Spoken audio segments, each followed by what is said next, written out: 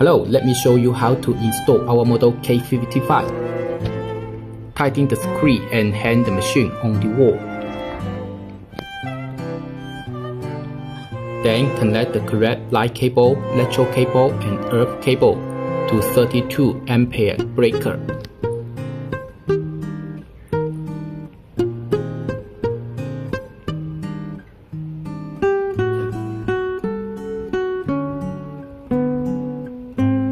At last, connect the inlet and outlet pipe.